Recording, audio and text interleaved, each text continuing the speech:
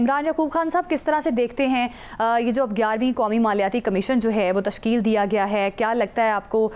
اس کا آگے جا کے کیا منظرنامہ بنے گا، اور یہ NFC ایوارڈ ہے کیا، اس کی سگنیفیکنس کیا ہے، اس بارے میں بتائیں، تقسیم کس طرح سے ہوتا ہے اس پہ بھی بتائیں۔ دیکھیں زینب، سیدھی سی بات ہے کہ یہ جو ہے NFC اسی سے ملک چلنا ہے۔ اب تمام صوبے جو ہیں ان میں جو پیسے کی تقسیم ہے، رقم کی تقسیم ہے، وہ فارمولا اسی کمیشن نے طے کرنا ہوتا ہے کہ کس صوبے کو کتنے پیسے ملیں گے۔ اب معاملہ یہ کہ 18ویں ترمیم کے بعد یہ معاملہ بڑا گمبھیر ہو چکا ہے۔ اس کی وجہ یہ ہے کہ صوبوں کو پیسے زیادہ چلے جاتے ہیں، وفاق بیچارہ بھوکا ہو جاتا ہے، وفاق کے پاس فنڈز بچتے کوئی نہیں۔ تو وہ میں پہلے بھی کئی دفعہ کہتا ہوں کہ وہ جو ایک کہاوت ہے نا، میٹھا میٹھا ہپ ہپ اور کروا کروا تھو، وفاق کے ساتھ تو اب یہ ہو چکا ہے کہ خرچے سارے وہ کرے، ذمہ داریاں ساری وفاق پہ ہیں، لیکن موجے مارنے کے لیے صوبے ہیں۔ اب وفاق سٹینڈ لے تو رہا ہے کہ ہمیں سب سے زیادہ حصہ دیا جائے اب اسی لیے اب اس میں یہی ہے۔ اب دیکھیں کہ اس میں کیا ہوتا ہے، کیونکہ ماضی میں بھی یہ بڑا تلخ تجربہ رہا ہے۔ بہت دفعہ ایسا ہوتا ہے کہ یہ کمیشن بند ہو جاتا ہے لیکن یہ کبھی بھی اپنے منطقی انجام تک نہیں پہنچ سکتا۔ تو اس میں اب دیکھنا ہے کہ یہ کیا ہوتا ہے۔ اسی حوالے سے جو اس وقت 27ویں ترمیم کی بھی بڑی بات ہوگی، یہ اگرچہ رانا ثناء اللہ صاحب جو کہ سینئر رہنما ہیں مسلم لیگ نون کے، انہوں نے یہ کہا ہے کہ حکومت 27ویں ترمیم ہو یا پھر نئے صوبوں کا معاملہ ہو، دونوں والوں سے بالکل غیر سنجیدہ ہے۔ لیکن پھر بھی اس کے باوجود میں یہ سمجھتا ہوں کہ ہمارے ہاں عام طور پہ دیکھا یہ گیا کہ جس بات کی بڑی پرزور طریقے سے تردید کی جائے۔ ناظرین، صدر مملکت آصف علی زرداری نے 11ویں قومی مالیاتی کمیشن تشکیل دے دیا ہے تاکہ قابل تقسیم وسائل جو ہیں مرکز اور صوبوں کے درمیان تقسیم کیے جا سکے۔ اس پر بات کریں گے، ہمارے ساتھ موجود ہیں کھیرداس کوہستانی ہیں، وزیر مملکت، سینئر رہنما مسلم لیگ نون بھی ہیں۔ بہت شکریہ آپ کا کھیرداس کوہستانی صاحب۔ کیا لگتا ہے یہ جو کمیشن وسائل کی تقسیم جو ہے منصفانہ بنا سکے گا، کیونکہ وفاق اور صوبوں میں وسائل کی تقسیم ایک بڑا حساس معاملہ ہے؟ جی بہت شکریہ۔ دیکھیں، یہ ایک آئینی فورم ہے اور میں سمجھتا ہوں صوبوں کی بھی یہ ڈیمانڈ رہی ہے کہ NFC ایوارڈ کیا جائے، تو یہ ایک اچھا شگن ہے۔ میں سمجھتا ہوں وزیر اعظم شہباز شریف صاحب اور ہماری حکومت یہ جو انیشیٹو ہے یہ بالکل وقت کی ضرورت ہے، تو انشاءاللہ تمام صوبے جو ہے ان کو جو ان کے یا وفاق کے درمیان جو معاملات ہے کچھ اسلوبی سے پہلے بھی طے ہوتے رہے اور ابھی بھی طے ہوتے ہیں۔ لیکن کوہستانی صاحب، گزارش یہ ہے کہ کئی دفعہ یہ کمیشن تو بن جاتے ہیں لیکن عملاً کچھ نہیں ہو پاتا۔ اگر اس دفعہ بھی ایسا ہوا کہ یہ کمیشن کسی نتیجے پہ نہ پہنچ سکا تو پھر آپ کیا سمجھتے ہیں کیا ہوگا؟ وہی پرانا فارمولا چلے گا یا 27ویں ترمیم آئے گی؟ دیکھیں، جو 27ویں ترمیم کے حوالے سے جو متضاد اطلاعات یا گفت و شنید ہو رہی ہے، حکومت میں جس فورم پہ کابینہ کے فورم پہ موجود ہوں، پارلیمانی پارٹی کے فورم پہ موجود ہوں یا حکومت کی سطح پہ کوئی ایسی زیر غور چیز نہیں ہے جس میں میں حتمی آپ کو بتا سکوں کہ یہ 27 ترمیم میں آ رہا ہے، وہ آ رہا ہے۔ اب جس کو پاکستان میں اپنی مرضی کے، اپنی منشا کی، اپنی خواہشات کے مطابق 27ویں ترمیم لا رہا ہے، کوئی میں سمجھتا ہوں بات چیت بھی کر رہا ہے، مگر حکومتی سطح پہ ایسی کوئی قابل غور ابھی ایسا کوئی معاملہ نہیں ہے، اور نہ ہی 18ویں ترمیم کے حوالے سے بھی جو متضاد خبریں یا NFC کے حوالے سے متضاد خبریں یا فاٹا کے حوالے سے جو جس کو منہ میں آ رہا ہے وہ بول رہا ہے۔ اب ظاہر جو بھی چیز آئے گی وہ اتفاق رائے سے آتی ہے۔ ترمیم جو بھی ہو، ترامیم کوئی آسان کام نہیں ہوتا ہے۔ آپ دیکھیں 18ویں ترمیم اگر ہم نے کی تو بڑی ایک جدوجہد تھی، ایک بڑا اس میں وقت لگا اور تمام صوبوں کو صوبائی خود مختاری کے حوالے سے اقدامات دیے گئے۔ پھر ابھی اگر 26ویں ترمیم آئی اس میں بھی آپ دیکھیں کس طرح سب کو اتفاق رائے کے لیے سب سے بات چیت کی گئی پارلیمنٹ کے اندر۔ تو کوئی بھی ترمیم ظاہر یہ بات تو طے ہے، قانون سازی کرنا اس پارلیمنٹ کا کام ہے۔ جمہوریت میں پارلیمنٹ میں یہی ہوتا ہے، قانون جو بنائے جاتے ہیں یا ترامیم کی جاتی ہے وہ ملک کی بہتری کے لیے ہوتی ہے، وہ عوام کی بہتری کے لیے ہوتی ہے، وہ اداروں کی بہتری کے لیے ہوتی ہے۔ کھیرداس صاحب دیکھیں، اس پہ تو کوئی شک نہیں کہ وزیر اعظم میاں شہباز شریف ہوں یا صدر آصف علی زرداری صاحب ہوں، دونوں مفاہمت کی سیاست پہ یقین رکھتے ہیں۔ لیکن اس کے باوجود ذرا ہمارے ناظرین کی انفارمیشن میں اضافے کے لیے یہ بتا دیں کہ معاشی think tank economic policy and business development نے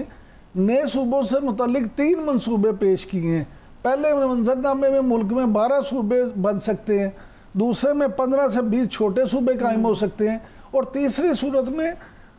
38 وفاقی ڈویژنز بن سکتی ہیں. آپ کے خیال میں ان میں سے کوئی منصوبہ قابل عمل ہے یا یہ بھی صرف افواہیں ہیں؟ دیکھیں، یہ ضیاء الحق مرحوم کے دور سے یہ باتیں ہم بھی سن رہے ہیں، اور جب بچے تھے تب سے سن رہے ہیں کہ صوبے بننے چاہیے. انتظامی حوالے سے جو بھی باتیں ہوتی رہے، اس وقت بھی جو بات یہ چل رہی ہے، یہ ڈیمانڈ ہے بزنس کمیونٹی سے یا مختلف صوبوں میں بیٹھے ہوئے جو لوگ ڈیمانڈ کرتے ہیں، جس طرح کہ پی کے میں ہزارہ کی ڈیمانڈ ہے، جس طرح ساؤتھ پنجاب میں. مگر یہ بھی ایک آئینی معاملہ ہے. دیکھیں، سنجیدگی سے ہم بات کریں اس پہ، کوئی بھی صوبے میں اگر اس میں کسی بھی صوبے کو توڑا جاتا ہے یا مزید جو اس میں صوبے بنائے جاتے ہیں، تو یہ اس صوبائی اسمبلی میں 2/3 میجارٹی سے جو ہے وہ ریزولیشن ہوگی، وہاں سے ڈیمانڈ آئے گی، تو صوبے اس میں وہ صوبے کوئی اور اضافہ کیا جائے گا یا انتظامی حوالے کوئی بھی اقدامات اٹھائے جا سکتے ہیں. حکومت کی جانب سے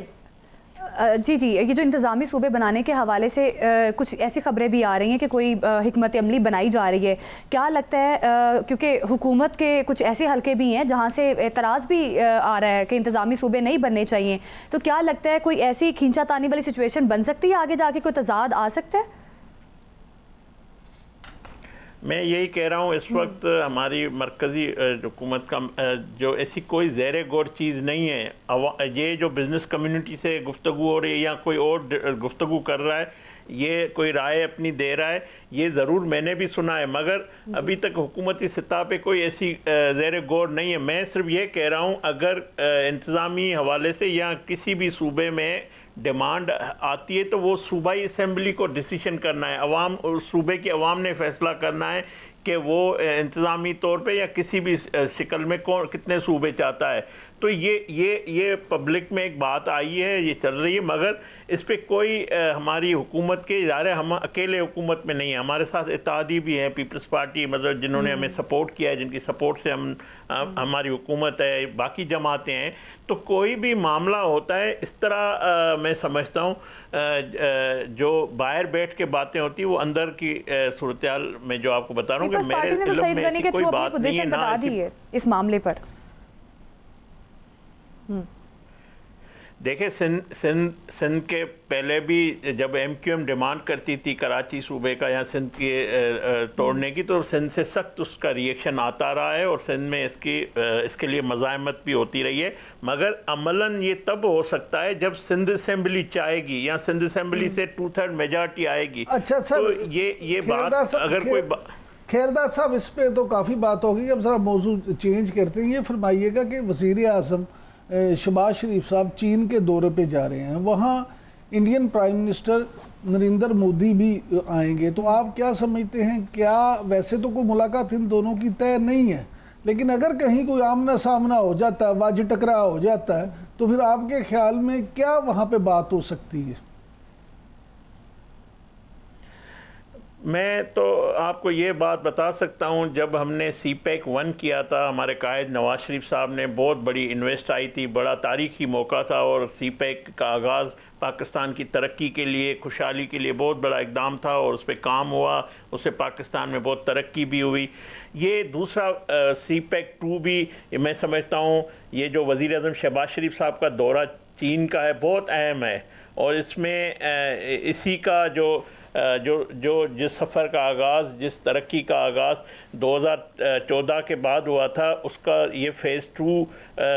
بنے گا، اور یہ انتہائی اہم دورہ ہے، اور اہم ملاقاتیں ہیں. اور وزیر اعظم شہباز شریف صاحب کی جو موجودہ صورتحال جو خطے کی ہے، اس کے بعد یہ انتہائی اہم دورہ ہے. جو آپ کا سوال ہے، دیکھیں، میں سمجھتا ہوں پاکستان کا موقف واضح ہے. پاکستان اپنا جو ہے خطے میں اچھا ہوتا جب وزیر اعظم شہباز شریف صاحب نے کاکول میں کھڑے ہو کر کہا تھا کہ آپ ہم پہ دہشت گردی کا الزام لگاتے ہیں، تیسرا فریق بیٹھ جائے، ہم بات چیت کے لیے تیار ہیں، ہم اس پہ تعاون کرنے کے لیے تیار ہیں، مگر اس وزیر اعظم شہباز شریف صاحب کی کوشش کو اگر وزیر اعظم نریندر مودی سنتا تو آج اس کو یہ ناکامی، آج دنیا میں وہ تناؤ ہو چکے ہیں، سفارتی حوالے سے ناکام ہو چکے ہیں، معاشی طور پہ آج مشکلات کا شکار ہے، تو وہ گھڑی اس کے لیے نہیں آتی۔ اور آج تو اس کی سیاست بھی داؤ پہ لگ گئی ہے، جس طرح ہماری افواج نے اس کو شکست دی ہے، تو میں سمجھتا ہوں اس وقت پاکستان جو ہے وہ ہمارے اس وقت امریکہ سے بھی انتہائی بہتر تعلقات ہو گئے، ہمارے چائنا پہلے ہمارا دوست ہے، اور چائنا جو پاکستان کے ہر مشکل وقت میں پاکستان کے کھڑا رہا تھا، تو اس صورتحال میں